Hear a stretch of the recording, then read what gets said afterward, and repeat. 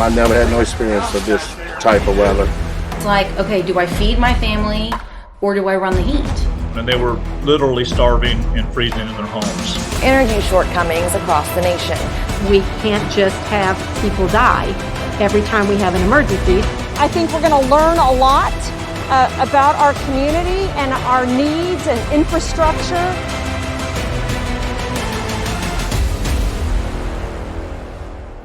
Winter Storm Uri made its presence felt in the Lone Star State in February of 2021. The deadly weather event claimed over 200 lives, caused billions in damages, and forever fractured Texans' trust in the lights to stay on as temperatures dipped.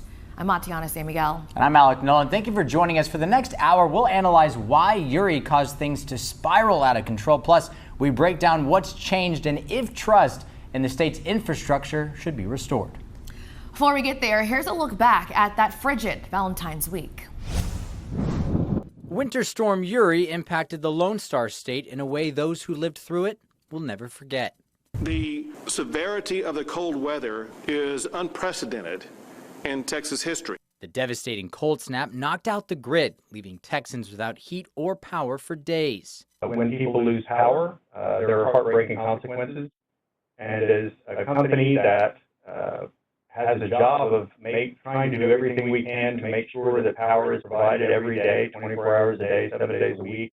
Watching those heartbreaking conditions over several days was terrible.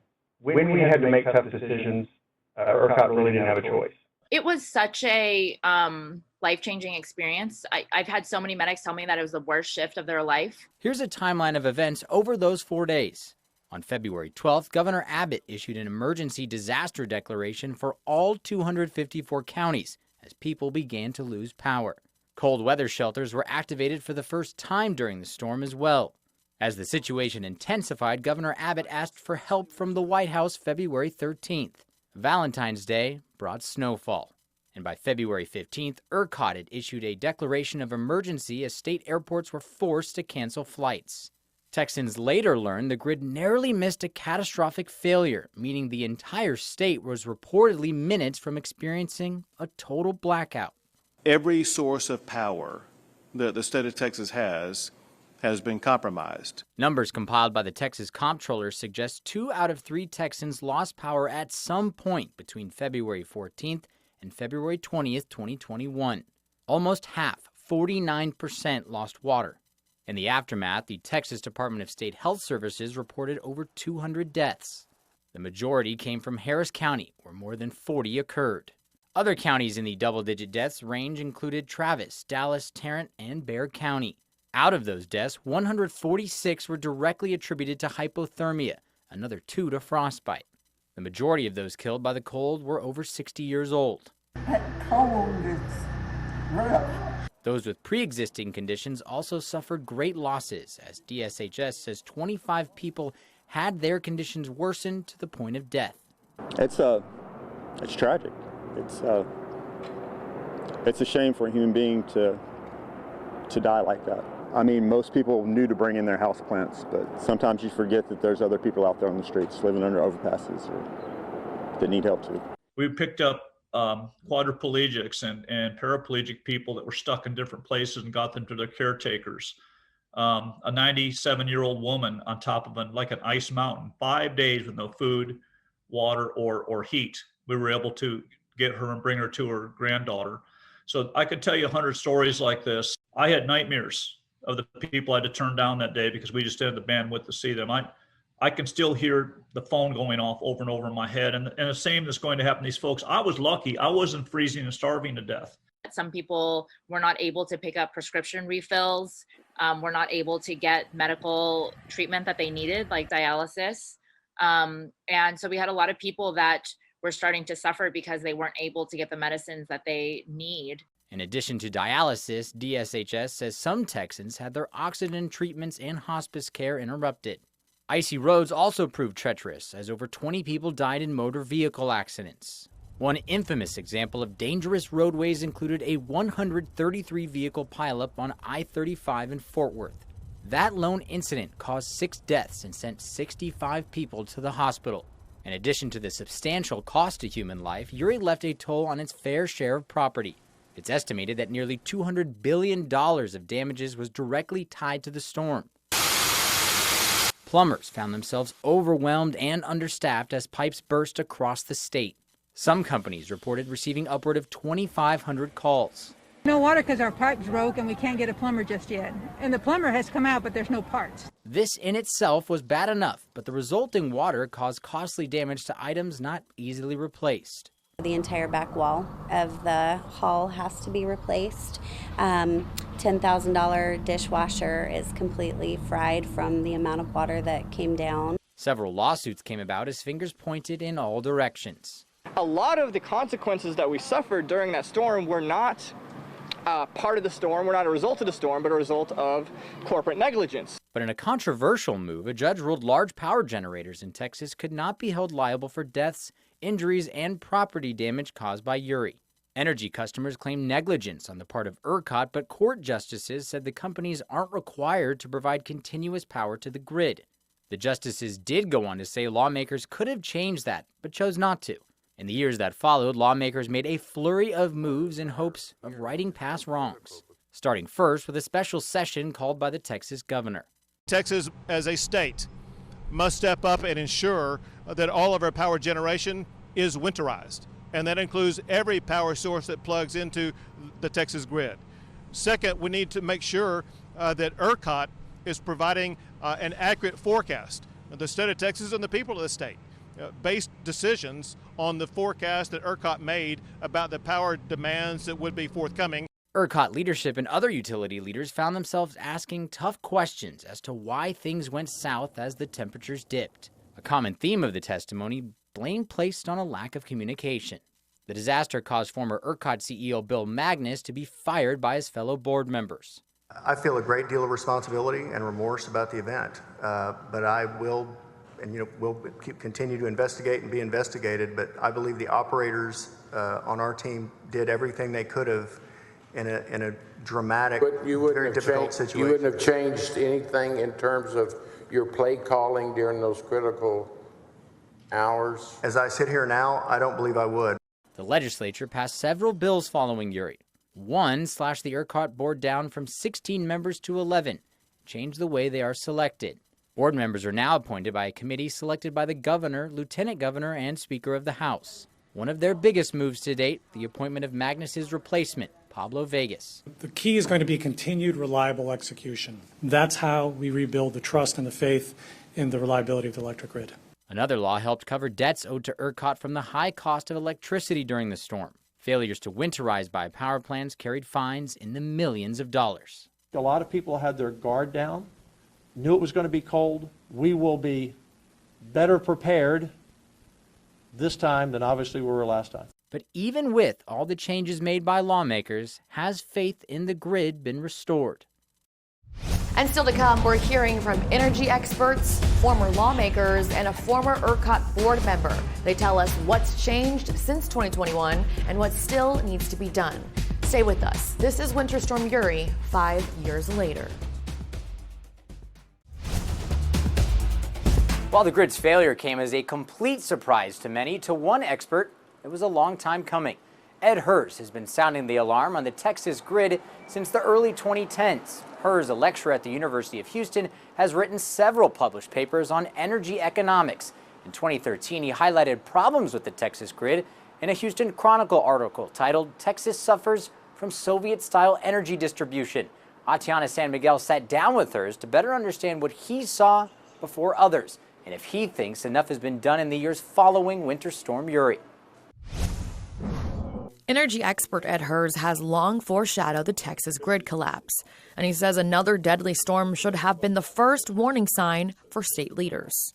It was pretty clear after the grid failure of 2011 that the legislature and the governor, then Governor Rick Perry, we're not in the mood to do anything, even though that caused at least one fatality and a huge amount of economic damage. Texas has operated on a power grid separate from the national grid for nearly 100 years. This was a decision made by the legislature in response to the Federal Powers Act of the 1930s. In the 1970s, the Electric Reliability Council of Texas, also known as ERCOT, was established to oversee grid operations. The cost of laying transmission lines across the state to connect with Louisiana, Arkansas, Oklahoma, New Mexico, was going to be just extraordinarily high. And so the Congress decided it was okay to leave Texas alone. Could the power of the national grid have spared Texans? HERS doesn't completely buy that narrative. The Western Interconnect had about 7 gigawatts of extra power, which, had we had a connection, maybe we could have brought in, but at the worst time of the freeze, we were short 52 gigawatts. There wasn't that much electricity available across the U.S. And, quite honestly, who would want to connect with the weakest grid in the nation? But why did the grid fail? Over time, demand grew and supply did not keep up. Mm-hmm. We reached a point in 2021 where the lack of return on investment, the lack of a reason to build for reliability kind of hit us really hard. Would you also say there's potentially one certain entity to blame for this widespread blackout that happened? Oh, absolutely. It's the legislature and the succession of governors we've had, Governor Bush, Governor Perry, and Governor Abbott. I mean, they all are commercially minded individuals. They understand what happens when there's a lack of reinvestment, a lack of an incentive for power plants to reinvest in their capital structure, a lack of incentive to be there and be reliable. State lawmakers did attempt to make changes in the aftermath of Uri. Several bills were passed to improve winterization and add more supply to the grid. ERS tells us while the change is notable, it's still not enough. We're still behind in terms of having dispatchable power plants. Those would be coal plants, nuclear plants, natural gas power plants.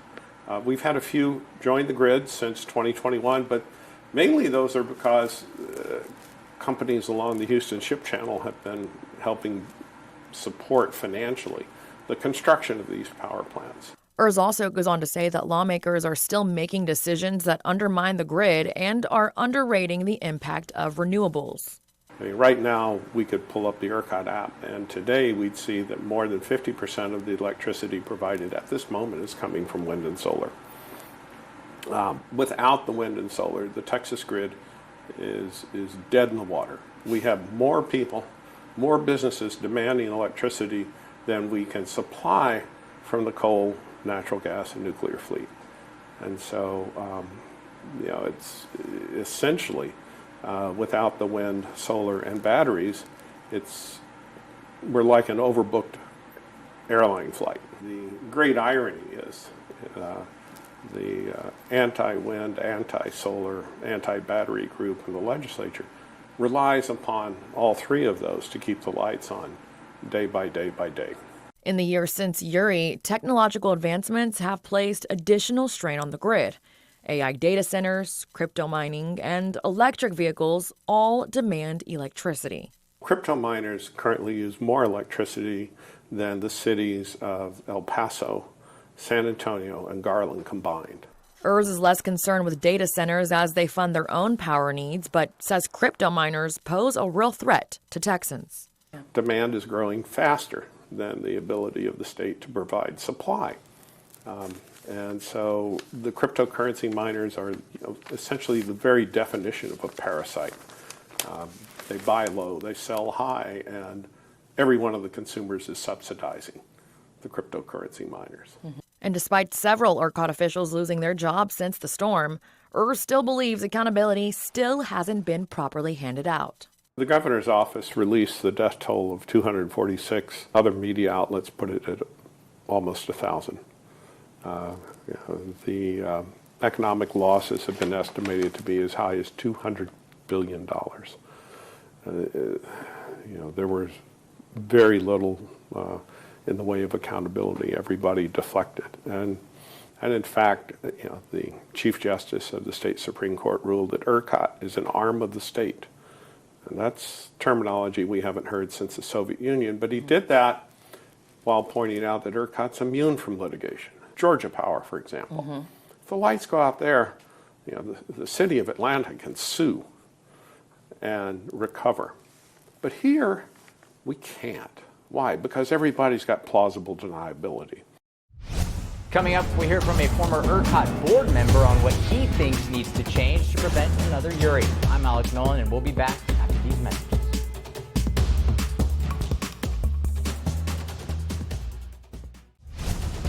The leading power authority in the Lone Star State is the Electric Reliability Council of Texas. ERCOT was first established in the 1970s to keep Texas compliant with federal requirements. However, in the 90s, Texas lawmakers passed laws to deregulate the market. Former ERCOT board member Tom Darts attributes this to the chain of events for many of the issues seen during Uri. Alec Nolan brings us Mr. Darts' take on ERCOT today and how it relates to the 2021 failure and what needs to be done to provide a more reliable grid. Tom Darts served on the ERCOT board in the late 90s during Texas's deregulation push. I think that the opinion at the time was that competition would take care of getting plants built for reliability. And I'm afraid that just hasn't happened. Instead of deregulation's intended purpose, Darts says it made way for a model that hurts Texans: scarcity pricing. The whole idea was if you have scarcity and then you jack up the prices, well, then they're going to use that money to build plants. Well, they're not doing that. He adds scarcity pricing is one of the core reasons consumers were gouged on their electric bills following Uri. Dart recommends a move to a competition-driven capacity market. Instead of energy generators getting paid just for energy sold, under Dart's plan, they'd be paid to be ready. He believes this change would create an increase in wholesale competition that better determines regional market needs and improves reliability. But what of the lack of power plants in the state? Dart sees it as a prime factor behind why the Texas electrical supply struggles to meet demand. According to an ERCOT study done in 2023, ERCOT is 13,000 megawatts short of enough power to supply a reliable grid. That's enough power to keep over 2,000 hospitals running at the same time. In order to fill that gap, Dart says just 13 more plants could make a dramatic impact. I estimate it would cost about $16 billion to build those 13,000 megawatts. But it saves $5.9 billion a year. And if you do the math, that's more than enough to finance the plants with money left over to lower rates to the public. And not only that, when you have these new plants come online, they're more efficient and they're cleaner burning. They displace the older, less efficient, less clean plants. And so what's not to like about this? You can build the plants for reliability, you can save the public money, and improve the environment. So why aren't we doing it? Following Uri, ERCOT and the state made multi-million-dollar investments in winterizing current equipment, something Dart equates to putting snow tires on a car running low on fuel. I think that's given everybody a false sense of security here because they're all winterized, so we're okay. Well, no, we're not building enough plants, and the studies show that. In order for the grid to become reliable, Dart says ERCOT has to demand more of those working under the pink dome. There was no sense of urgency in the 2025 legislative session. I heard legislatures ask questions like, are we okay? Are we doing all right? ERCOT was saying, well, no, we're really behind, but we think we can catch up. In generalities, when we knew, they knew that there was 13,000 megawatts needed based on the study they did with the E3. They never mentioned that to the legislature.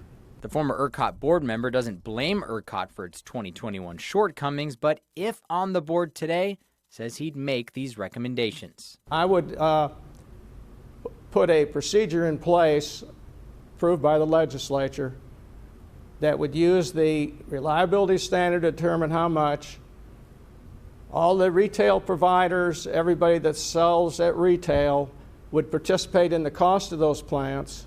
Each of those would purchase the power from those plants through bilateral contracts that are already used in the industry today. Once these generating companies know that they're going to be able to recover their cost, they're all going to start building. But Dart also believes lawmakers need to be proactive in their approach to prevent power issues. The legislature, they say they don't want it to happen. Nobody wants it to happen, but you have to do certain things to keep it from happening, and we're not doing those things. Despite decisions meant to improve the state's business-friendly environment, Dart says the grid as is poses a threat to future industry growth. Data centers, they have backup generators because they cannot stand to be offline. They want reliability. And in Senate Bill 6 that was passed, they have what they call the kill switch, where they can cut them off.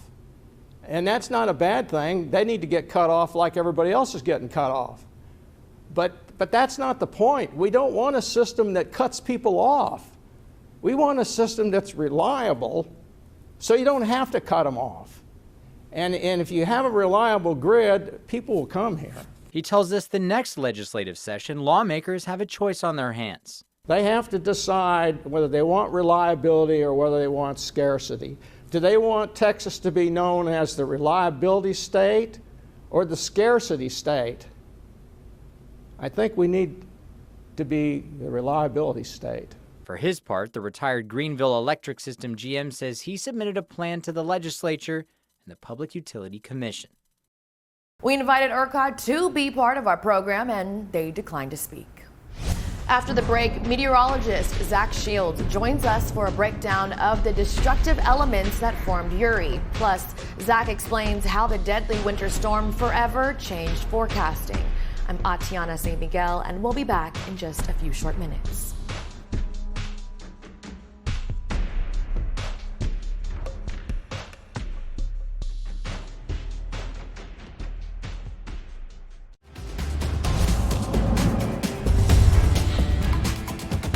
Winter Storm Yuri was described as a once-in-a-lifetime weather event. A combination of cold fronts made the record-breaking storm possible. Some state officials proclaimed Yuri a storm they couldn't see coming.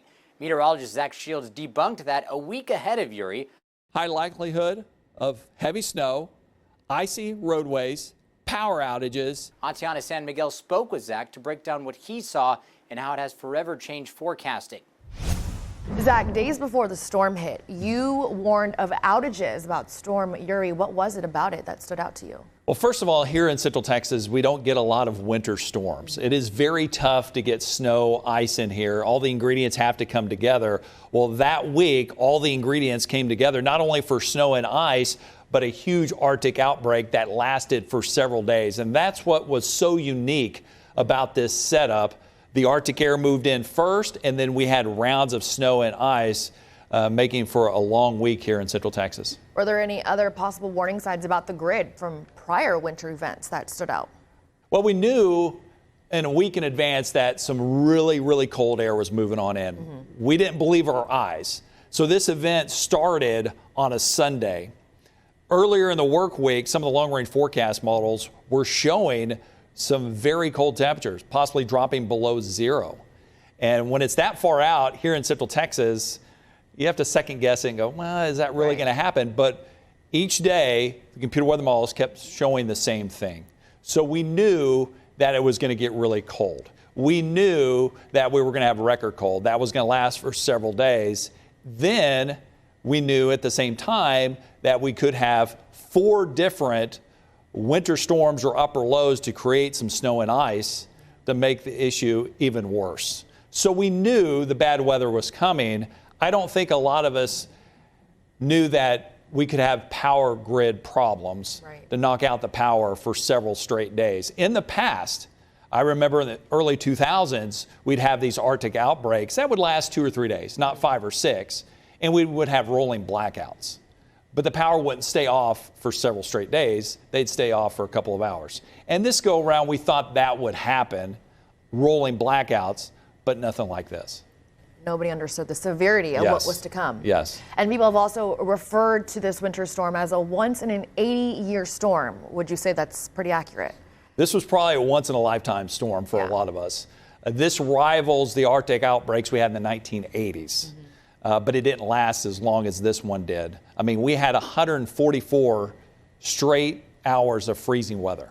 That's never happened before. We broke 2 record lows. Wow. We broke 5 record cold highs. We're talking about highs not getting above 32. We had lows in single-digit territory. We had wind chills 15 below zero in some spots. That never happens here in Central Texas. And like I said earlier, not only did we have the record cold, but we had the 4th highest snow event that made it even worse to be on the roadways. Plus, when that snow and ice fell, it couldn't melt away because we couldn't get above freezing. And guess what? Here in Central Texas, we don't have snow plows to clear the road. So when a half a foot of snow falls and it doesn't get above freezing, that snow and ice didn't go anywhere. So we couldn't get snow plows on the roads to clear the roads, so it was hard to travel. And then we started having power outages. So it kept that cold air locked in all week long. What would you say it was like for you to cover it in real time on air? It was a long week. We tried to warn the people as best we could that this could really happen. But like I said earlier, this doesn't really happen in Central Texas very often to get the cold outbreak and the snow and ice to happen at the same time. So we're trying to convey that to the viewers. Be prepared.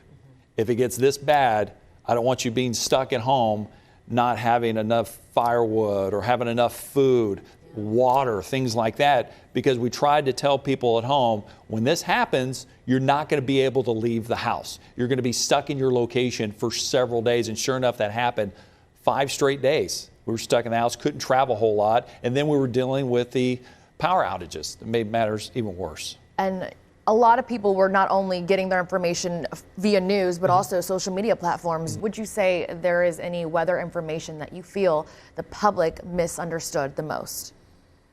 I think a lot of us underestimated the power of this winter storm because we're just not used to it here in Central Texas. So hopefully in the future, we never have this set up ever again, but if we do have like a snow event or another Arctic outbreak, people are more prepared and take the forecast more seriously. I think a lot of us did, but again, we're just not used to it. And I think that's what surprised a lot of us, as this system came on in. Not only did we have that Arctic outbreak, but then we had 4 different winter storms that produced the record snow. Then we had an ice storm. Then we had more snow. And then we had another layer of ice on top of it. So it was just a nightmare to get anywhere. Yeah. Well, could you say that meteorologists have learned, or have they changed the way that they forecast when these Arctic fronts come into play? So I think along with our forecasting, this could happen, this is how cold it's going to be, this is the possibility of snow or ice. Let's also focus on, I think the news and the weather department need to focus on in the future, that how is this changing weather going to impact you? Right. How's travel going to be? Power outages, could they happen? Especially with an ice storm. When can we hit the roads again? When will the snow melt? Things like that. We always have a few cold outbreaks that have a little Arctic flavor to it. How often they happen, it just depends on the setup. But sometimes they could come in and last a couple of days. In this case, it lasted all week long. But overall, the winters are getting milder. What is one takeaway that you want Texans to remember for the next storm system that could make its way? Before any big severe weather event, either in the winter, spring, or summer, even with hurricanes, prepare, prepare, prepare. Prepare for the worst. Have all your supplies ready to go. Have a plan ready to go before the weather event happens. You don't want to be stuck being not prepared. Still to come, a former state lawmaker sits down with us to give us his thoughts on the 2021 grid collapse. Plus, Texans reminisce the harrowing days of Winter Storm Yuri. I'm Alex Nolan. We'll be back in just a couple minutes.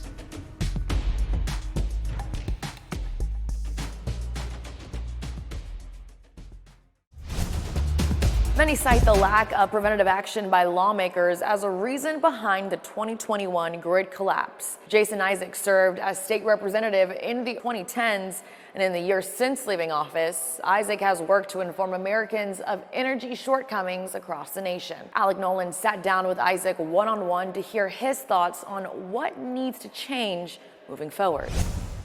Jason Isaac, taking the time to join us, we appreciate it. I just want to circle back. So for those who do not know what happened, including myself, what went wrong with the power grid? Well, demand exceeded generation, and that's really the short answer of what happened almost 5 years ago when millions of people throughout Texas in the middle of the night lost electricity, and some would continue to not have electricity for days on end. But really, our state at the time was too dependent on variable sources of electric generation. It was about a third of our grid, 33% of our installed capacity was weather-dependent generation from wind, solar, and it really stopped providing any electricity. As you can imagine, solar in the middle of the night is not going to provide electricity, but our demand, because of freezing temperatures, exceeded what was available for supply. When you look back at what happened 5 years later, and you've had time to digest it, what is the biggest failure in your eyes? Well, I think it was a human error was really the biggest failure. We saw that ERCOT responded shortly after the demand exceeded supply. We saw some power plants trip offline. And what happens is they are reading the signals in the grid. I call it, it's a frequency in the grid. And if that frequency drops too low, then the generator starts spinning faster. And if those generators spin, they will ultimately trip off, kind of like breaking a breaker in your home or flipping a breaker in your home. Well, ERCOT responded by doing rolling outages. They were late to the game. They should have done rolling outages to force demand lower, but they were late to the game and they rolled the Permian Basin. This critical infrastructure that's supplying natural gas to power plants around the state. According to the Railroad Commission, natural gas supply from the Permian Basin with that flip of a switch went from 18.4 billion cubic feet to 4 billion cubic feet. We saw a massive decrease in supply available for natural gas power generation, and that's one of the reasons, that's really the reason we saw a massive increase in spike of cost for natural gas. Hindsight's always 20/20, but were there any warning signs that you guys were aware of or anybody else that were not acted upon? Yeah, in 2011, my very first legislative session in the Texas House, there was a very similar freeze. 3 to 4 million Texans lost electricity. It wasn't as strong. The duration was not as long, but we still had rolling outages. No blackouts, actually rolling outages to decrease that demand. And really the only thing that came out of that first legislative session of mine in 2011 was let's do some studies. And the studies were done, the recommendations were proposed, but nothing really legislatively was put in place. And then about 6 months before Winter Storm Uri, I had warned in an opinion editorial piece that had it not been for the COVID lockdowns, our demand would have exceeded generation in August. So we would have seen rolling outages months before, but because of the lockdowns, the economy downturn from the COVID era, we didn't see that. So there was this warning that bad times were coming, and winter is really the most dangerous time because freezing temperatures are much more dangerous for human health. Do you think, and I know obviously it was a terrible thing that happened, but do you think it was necessary in order for people now to understand the severity of what can happen? I wish it wasn't, but unfortunately, yes, because politicians and myself being one of them were typically, a former one being reactive to things. And so Texas has done some incredible work on our economy, but we've seen an incredible growth in demand for electricity. But yes, it's unfortunate that we had to have this particular issue where hundreds of people lost their lives because we just weren't prepared to meet the demands of our consumers and industry here in this state at the time. As you said, it's forced people to be reactive. So has the winterization of power plants, natural gas facilities, has that improved? Yeah, I would say so. The legislature, our governor, lieutenant governor, I think they've done a good job of making sure that we're more closely monitoring when demand gets close to that capacity that we have. They're keeping more power plants online. This was an issue. They're more closely monitoring maintenance. But the fallback of that is we're paying a lot more for electricity. We've seen gas prices down over 20% over the last year, but our electricity costs have increased significantly, nearly 30% since Winter Storm Uri, because we are spending billions of dollars to generators now to tell them to stand by in case the wind doesn't blow or the sun doesn't shine. God forbid, let's say a storm like Uri hit Texas tomorrow. Could we expect a similar outcome with outages? Yes, unfortunately, yes, we could, because we haven't done enough to ensure that we have more reliable generation. In fact, you look just over the last year, we've lost thermal generation. We've added a lot of firm capacity in the form of batteries. We've spent about $10 billion. I say we, the market has spent about $10 billion on batteries. That is not reliable, firm generation. Yeah. It would last for 2 hours. That's it? That's it. Wow. So tens of billions of dollars for 2 hours. Yes, this entire, what we've done to our grid over the last 20 years in Texas has been a misallocation of resources. We've spent over $130 billion on electric generation equipment. Had we spent 10% of that on reliable thermal generation from natural gas, from coal, or from nuclear, Winter Storm Uri would have lasted about 4 hours. We still would have had some rolling outages. It would have more closely mirrored 2011. Instead, we didn't have that. We had outages for days because our market is designed to put money in the wrong spots that are less efficient and wasteful. So what do we do? Well, we have to, Senator Sparks had a great bill last legislative session. It was Senate Bill 715. It puts in a reliability standard, which is something that Governor Abbott has called for in 2021 on July 6th. He had an executive order that essentially said that those that cause the cost on the grid need to pay for that volatility they put on, namely wind and solar. And he specifically calls out wind and solar in that directive to the Public Utility Commission. The Public Utility Commission still has not done that. They're proposing some rules for new generation that'll go into effect in 2027. That's still too late, but they need to follow Governor Abbott's leadership and make sure that those that put the cost on the grid are paying for it, not ratepayers. You look at transmission costs. Right now, about 30% of our utility bills are the cost to bring unreliable generation out in the middle of nowhere to where the consumers are, rather than us building generation close to where the consumers are, the ratepayers. So we're paying for that. We're subsidizing wind and solar and batteries to bring that generation to us when we could just be building generation at less cost closer to where we are and not be having these issues and not be paying as much as we are. But that bill would have said, Senator Sparks' bill would have just said, if you're going to connect to the grid, you need to put reliable electricity on the grid. We need to be able to know when to plan for it and how to account for it. Obviously, this is a Texas-based issue, but do you think the Trump administration has done enough or will do enough to try and help with this? Absolutely. Secretary Chris Wright, Secretary of Energy, has done an incredible job. He has some executive authorities to keep coal-fired power plants online. You have a lot of utilities that have embraced European political agendas, and they have this decarbonization goal, which doesn't do anything to mitigate a changing climate. It just makes everything more expensive. And Secretary Wright has ordered these coal-fired power plants to stay online in states like Indiana and Michigan, and that is saving really those ratepayers during freezing times. Their costs are staying low, but more importantly, the lights are staying on, the heat is staying on, and so that has been an incredible aspect. And so, yes, the Trump administration is moving some areas in the right direction by getting rid of some of these political agendas. Let's say I'm sitting at home, a winter storm is approaching. Is there any warning signs that I should look out for?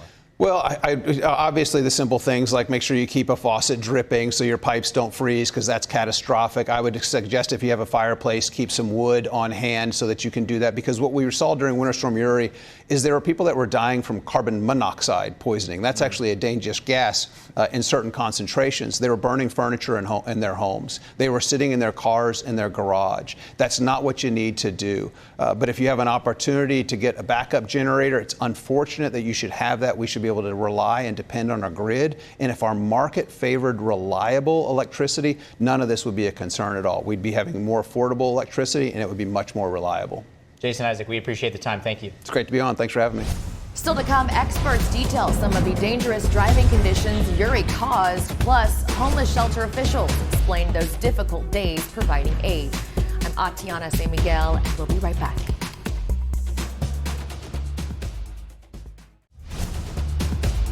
In the span of just hours during Winter Storm Uri, familiar Texas highways became unrecognizable. Ice took over the roads, overpasses froze first, and drivers heading out for quick errands were suddenly stranded in dangerous cold. We hadn't seen a situation like that here in Texas in decades, where so much of the state was covered, so many roadways were covered. We saw so many drivers get caught out in those elements with no power to their vehicle. They had possibly ran out of fuel or just became stranded. If you're talking single digits or even sub-freezing temperatures, it can become a dangerous situation very fast. AAA says Texas drivers faced a perfect storm: unfamiliar driving conditions, limited weather infrastructure, and a false sense of security behind the wheel. Drivers just lacked experience navigating ice and snow. They think, oh, I've got a big truck or an SUV that can handle it. The thing is that four-wheel drive helps you go. It doesn't help you stop. Extreme cold also drained batteries and caused fuel issues, turning stalled cars into dangerous situations, especially as emergency response times stretched longer than normal. If a similar storm were to hit tomorrow, AAA says preparation and patience could save lives. If you can stay off the roads, that's the best thing to do. So make sure you slow down. Give yourself at least 5 to 6 seconds between you and the vehicle in front of you. If you have to slow down, you're going to want to ease on the brake. If you slam on your brakes, that's more likely to cause you to enter into a situation where you're sliding or skidding or losing control. AAA recommends checking tire pressure and tread, as well as keeping your gas tank at least half full and packing your vehicle with blankets, water, snacks, a flashlight, and a phone charger. And if you do get stuck, stay in your car and buckle up. AAA also warns icy sidewalks and steps can be just as dangerous, recommending Texans stay indoors whenever possible during severe weather. When Winter Storm Yuri slammed Texas in 2021, thousands lost power and water, but for people already living on the streets, there was nowhere to escape. At Haven for Hope in San Antonio, staff prepared for cold weather, but nothing on the scale of what followed. We never expected the number of clients that we saw once the storm hit and we started seeing some of that snow. There was a bigger need for more staff. We came in, we brought our sleeping bags, we brought some clothes, we brought some snacks that we were able to grab, and we all just kind of spent the night here. Some of us for a few days, others for an entire week. The storm hit during the height of the COVID pandemic, forcing shelters to separate populations while operating beyond capacity. Then came another crisis: water. We had one working faucet in our entire 22 acres of campus, so just making sure that kept running. Obviously, with that came the not able to use the restroom facilities, so trying to get porta potties in here as quickly as we could, which thankfully we were able to get. A lot of it was just kind of planning as things were happening. State data later showed more than 100 people died from hypothermia during Uri, many without permanent shelter. Rodriguez says one of the biggest dangers was timing. Some clients attempted to just shelter through it, right, wherever they were at in their encampments, right, their fires, their clothing, their warm items. But because of the prolonged length of the just below freezing weather, by the time most of them were ready to accept shelter services, right, there was hardly any staff able to drive out in the community. Limited access to phones, Wi-Fi, and real-time warnings left many disconnected from life-saving information, something shelters say still hasn't been fully solved. We can't force anyone into shelter and we can't take away free will. I do have to say on our end here at Haven, right, our outreach workers all have lived experience. So meaning they've all gone through homelessness, mental health, substance use, right, whatever the case may be. So they're able to speak and relate on a one-on-one with those clients. Since Uri, Texas cities have expanded warming centers and coordinated emergency response, but advocates say community involvement is still critical. During winter weather, shelters say early action, not last-minute response, saves lives. That's going to do it for us. Once again, I'm Alec Nolan. And I'm Atiana St. Miguel. Thank you again.